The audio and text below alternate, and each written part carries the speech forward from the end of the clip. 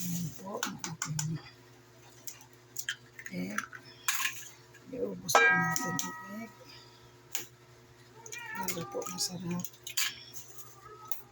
Ang talong po natin ay medyo madami. Marami din po tayong itlog. Ayan.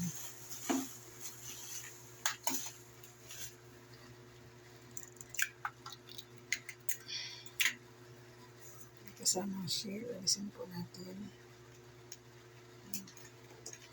Ito. 1, 4, 8, 9, 10, 11, 12, 13. 13 ang ating itlog. So, ayong ating talong. Kaya po magdadagdag po muna tayo na itlog. Ito na po yung itlog na binati natin. Nalagyan po natin ng ingredients. At ayaw po ni Facebook ng mahaba, kaya hanggang dito na lang. To follow na, ayan.